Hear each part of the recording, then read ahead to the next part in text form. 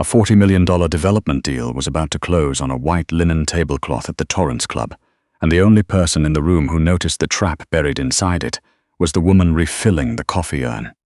Keris Munn had a habit she couldn't shake, reading everything printed in front of her. Menu inserts, insurance disclaimers, take-out receipts in small font. It was a holdover from 2 years at Osgood Hall Law School, a compulsion she'd packed away along with her textbooks when her brother Pax's accident had rearranged every plan she'd ever made. Now she stood in the corner of Private Dining Room 3 at the Torrance Club in downtown Toronto, a catering uniform pressed sharp, her feet aching in non-slip shoes, and her brain doing what it always did. Reading. The document on the table was open to page 4. The 3 men seated around the white-clothed table hadn't paid attention to Keris since she'd set down the bread basket 40 minutes ago. To them, she was ambient, background detail, like the jazz piped through the ceiling speakers or the beeswax candles in their silver holders. The document in question was a land development acquisition agreement, 63 pages, the front page stamped in the red letterhead of Stark Development, Inc. Edwin Stark sat on the far side of the table, his silver hair brushed back with the kind of care that took decades to make look effortless. He had the relaxed posture of a man who believed he had already won. Beside him sat his solicitor, a narrow-faced man named Webb who said very little and took very precise notes. Across from them sat Ciro Benedetti. Keris had known who Ciro Benedetti was before she was assigned to this room. Everybody at the Torrance Club knew. He'd been a member since before she was born. He came in twice a month, always the same corner of the dining room, table 9 by the east window. He tipped exactly 20% and didn't make small talk. The waitstaff called him the quiet one, which was the nicest thing people said about Ciro Benedetti in polite company. The rest, the logistics empire, the construction holdings, the 3 investigations that had each quietly dissolved before reaching trial, those things nobody said at all. They were understood the way the weight of a room is understood without measuring it. He sat with his hands folded on the table, no restless tapping, no fidgeting, just a stillness so complete it made the air around him feel denser. His dark eyes moved across the agreement with the controlled pace of a man who read not for content, but for danger.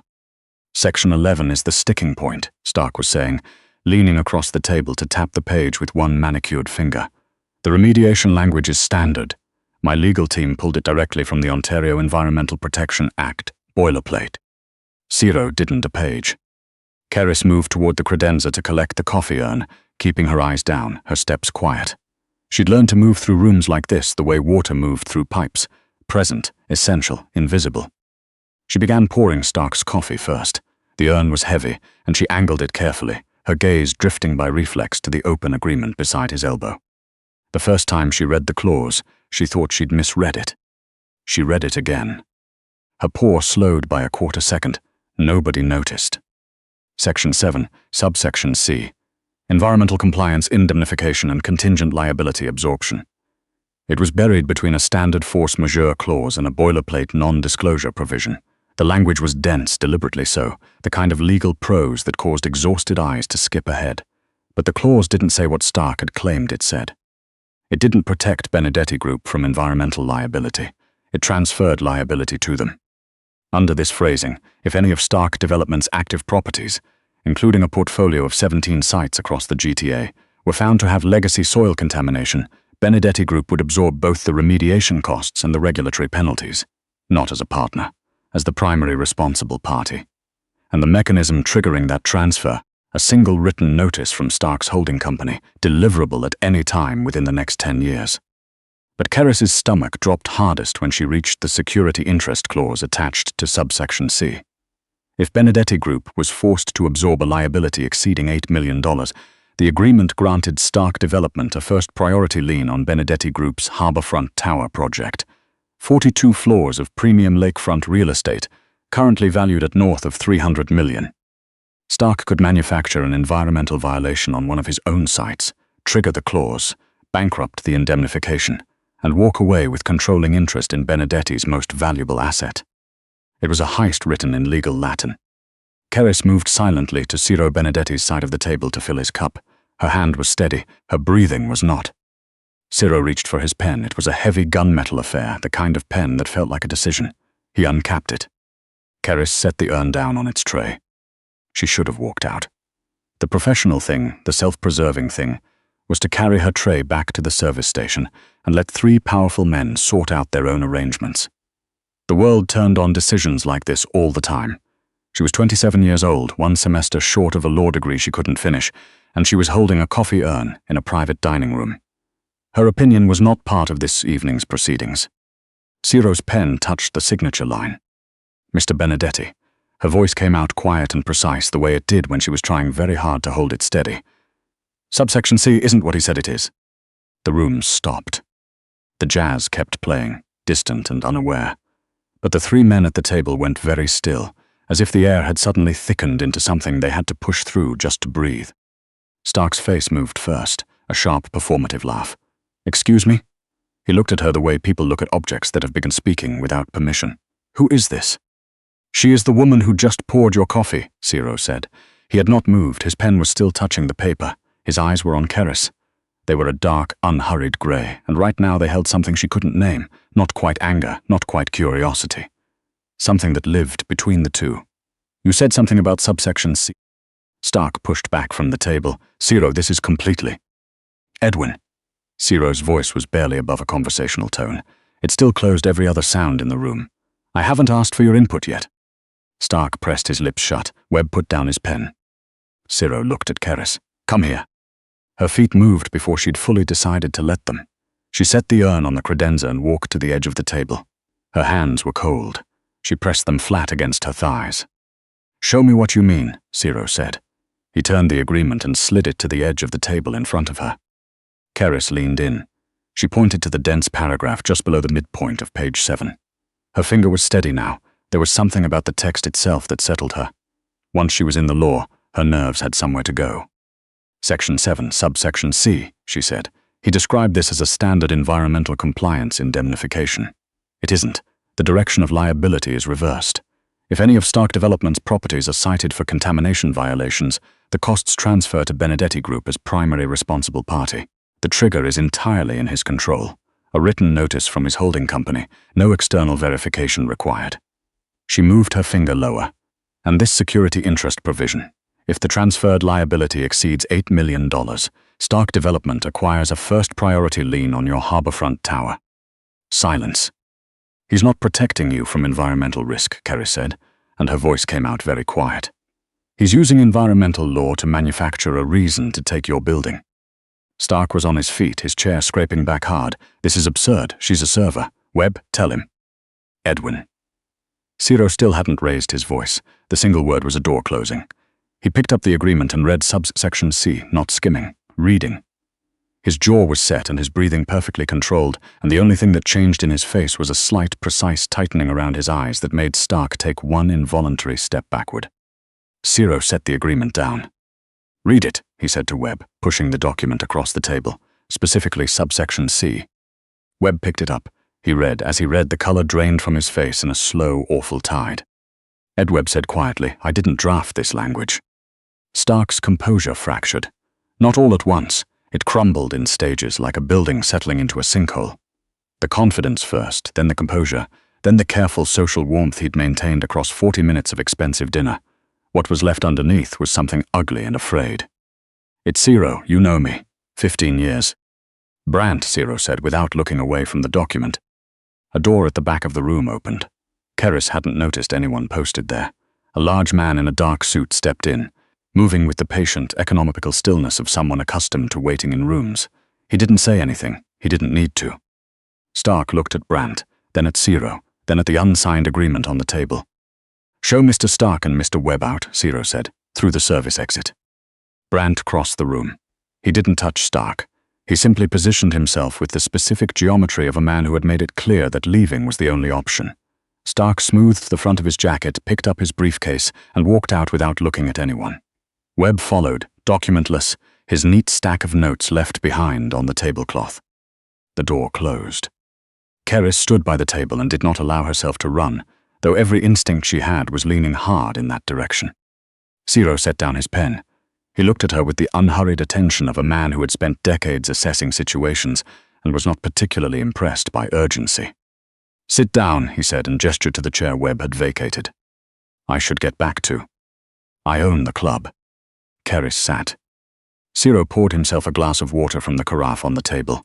He pushed a second glass toward her. She didn't touch it.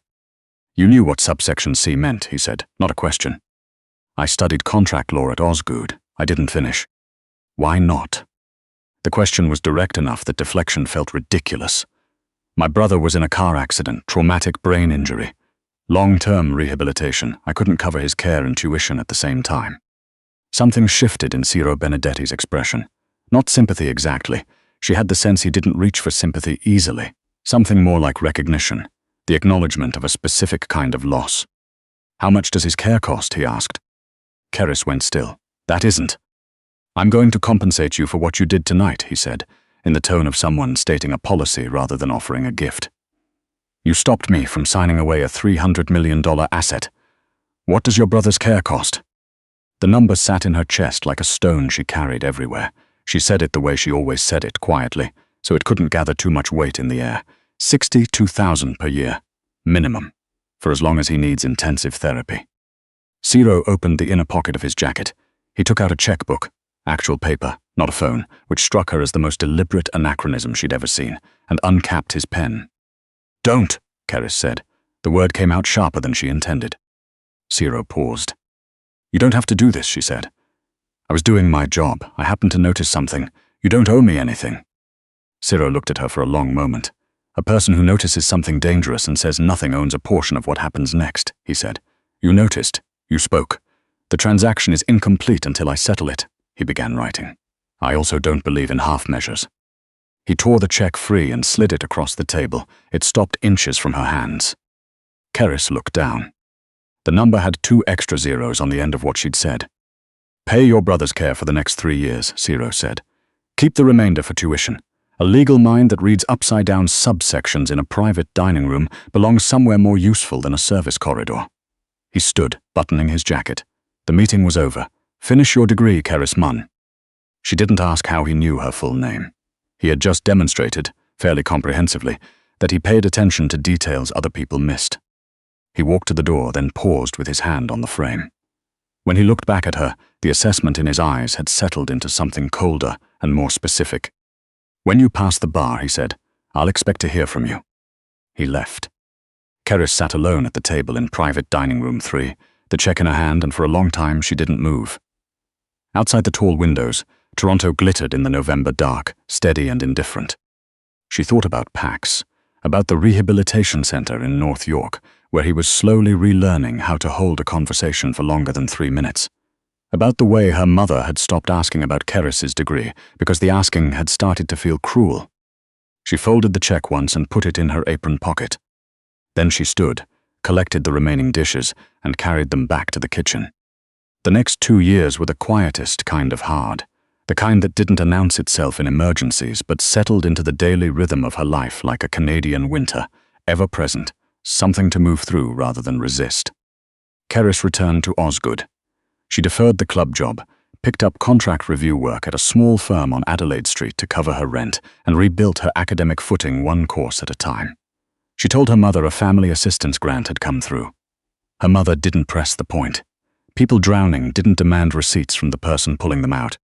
Pax's therapist called at the end of Keris's second semester to say he'd strung 4 independent sentences together in a group session. Keris sat in the stairwell of the law library and cried for 6 minutes. Then she went back to her contracts outline. She graduated in the top 15% of her class. She passed the bar on the first attempt. She came home from the licensing ceremony to her apartment in Kensington Market, took off the blazer she'd borrowed from a colleague, and found, sitting on her kitchen table, an envelope she had not put there. The locks had not been forced. The windows were sealed against the November cold. She opened it. The notacard inside had no letterhead. The handwriting was tight and deliberate, done in heavy black ink. "You were called to the bar on Wednesday. There is a meeting Monday, 9 a.m. The Benedetti Group, Commerce Court West, 35th floor. Don't be late." No signature. The absence of one felt pointed. Keris stood in her kitchen holding the card. Then she walked to the recycling bin and held it over the opening. She stood there. She thought about Edwin Stark and the subsection he'd assumed nobody would read. She thought about the way Ciro Benedetti had looked at her, not as a server but as a problem he was filing away for future use. She put the card on her nightstand. Commerce Court West on a Monday morning in winter was all grey sky and cold marble, and the kind of purposeful silence that expensive buildings manufactured on purpose. Keris arrived at 8:52 in a charcoal suit she'd had tailored at a place on Spadina that did good work at honest prices. She looked like she belonged. She didn't feel it yet. Brandt was waiting in the lobby. He looked exactly the same as she remembered. The same measured stillness, the same dark suit. He handed her a visitor badge without ceremony and led her to a private elevator that required a key card to operate. The 35th floor had the restrained elegance of a place that didn't need to prove anything. Clean lines, natural light. The offices, visible through glass partitions, held people in good suits doing serious work. It looked less like organized crime and more like a Bay Street firm at the height of deal season.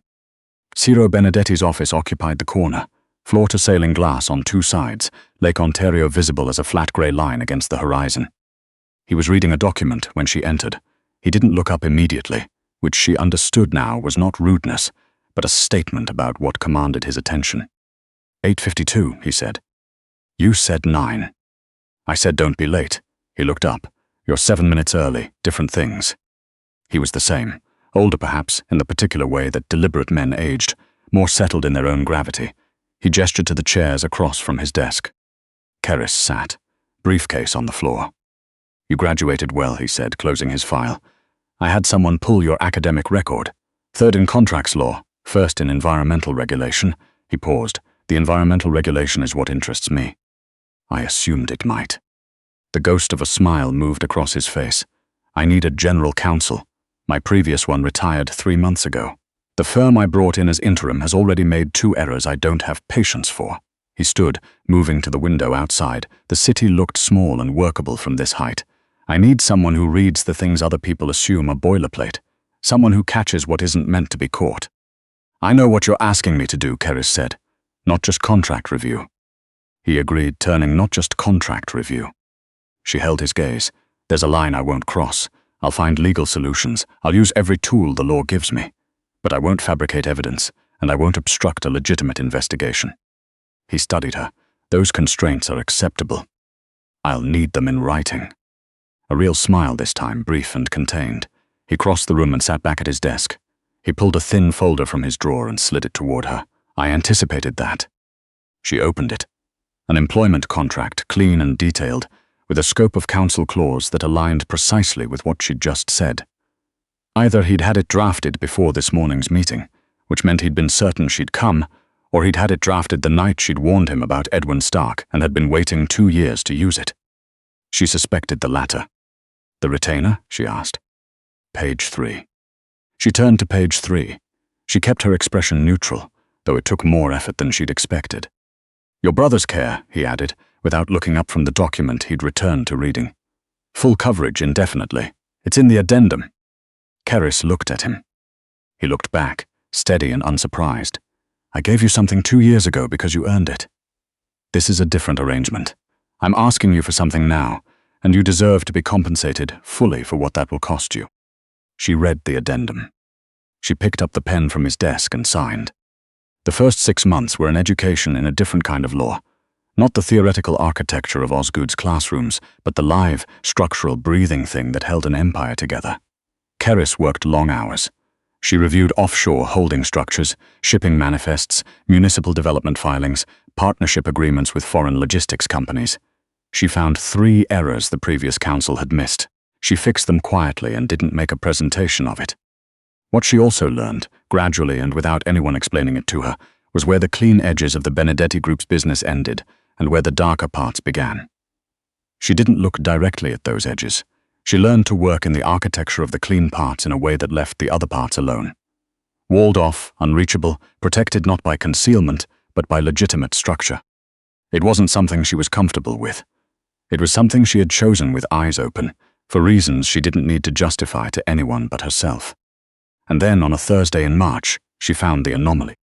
She'd been reviewing quarterly manifests from the Benedetti Group's shipping operations at the port of Hamilton, a subsidiary handling bulk freight transfers from Great Lakes vessels. A consistent discrepancy, small enough to miss on a single review but unmistakable across 3/4 of data.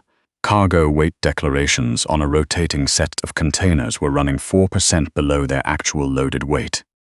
4% was not a rounding error. 4% across the volume those containers moved was a deliberate and substantial calculation. She brought it to Ciro that evening. He stood by the window reading the manifest comparison she'd printed. Outside, the city was blue-gray in the early dark, the lake a flat piece of graphite beyond it. Whoever is doing this is running the weight declarations through the Port of Hamilton's freight coordinator, Keris said, a man named Aldous Brent. I know Brent, Ciro said quietly. If Brent is moving undeclared cargo through your vessels, you have a CBSA exposure and a potential criminal code liability. She kept her voice even. I need to freeze his system access tonight and begin an internal audit before he realizes he's been flagged. We handle it cleanly through legal channels, and we document everything. Ciro looked at her. Brant could. No. She said it the same way she'd said it the first day, flat and clear, without apology. We document it. We fire him with cause. We report the weight discrepancies to CBSA ourselves proactively. We get in front of this.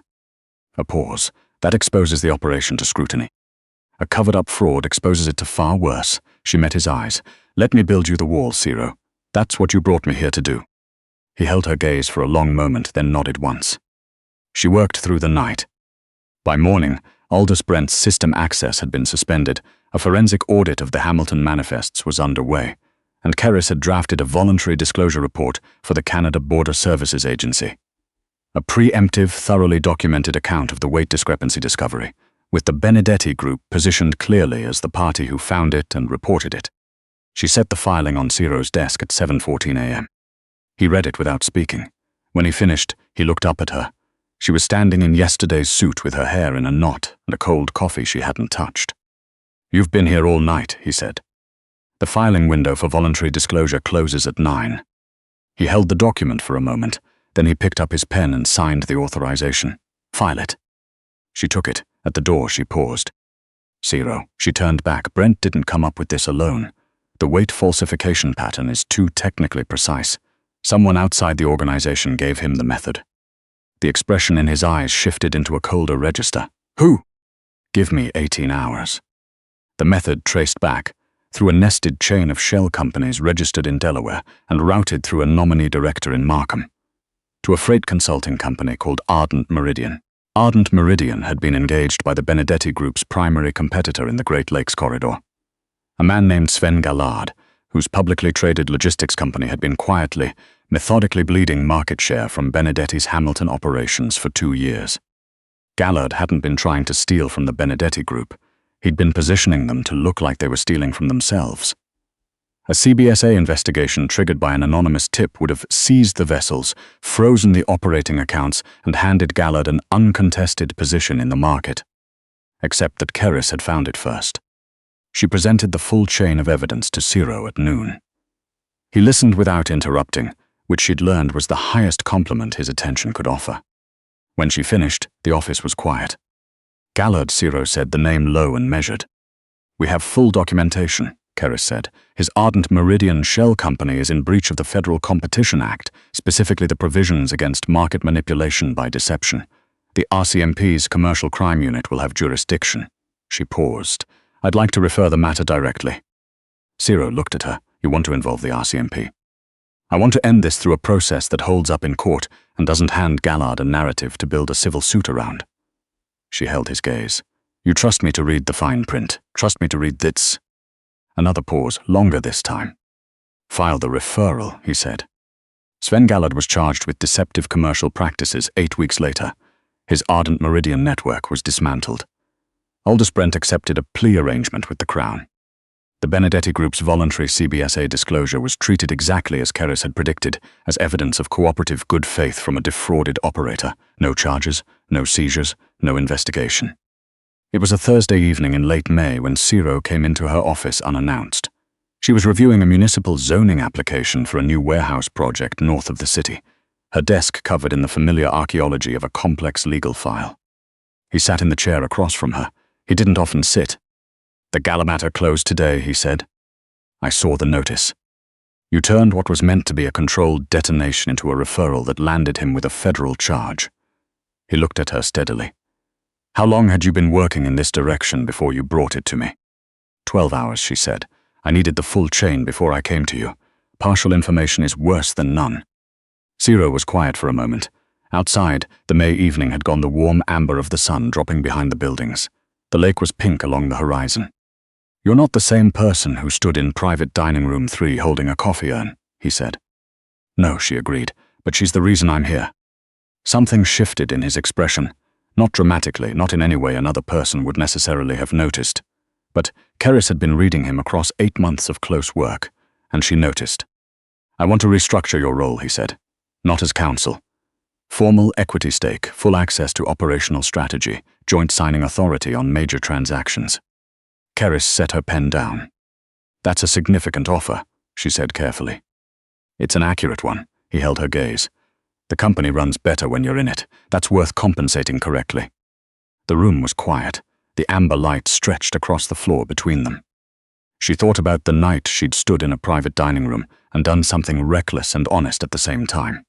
She thought about the years between that moment and this one. She thought about Pax, who had, 3 months ago, called her on the phone and talked for 42 minutes without losing the thread once. "I'll need the equity structure in writing," she said. "Obviously," Ciro said, and there it was again, that contained, restrained thing that lived in him and occasionally surfaced in the company of people who'd earned it. Not quite a smile. Something more durable than a smile. "And I'll want independent counsel to review the terms before I sign. I'd be concerned if you didn't." Keris picked her pen back up. "Draft it," she said. "I'll read every line." He stood, moving toward the door. At the threshold he paused. The same pause, the same angle, as the night in private dining room 3 when everything between them had quietly, irrevocably started. He looked back at her with the particular expression of a man who had spent a long time being careful with what he valued, and had recently decided to stop being quite so careful. "Keris," he said. She looked up. "The next time we sign something together," Ciro said, "try not to warn me away from it." She held his gaze for a moment. "That depends entirely," she said, "on what's in Section 7.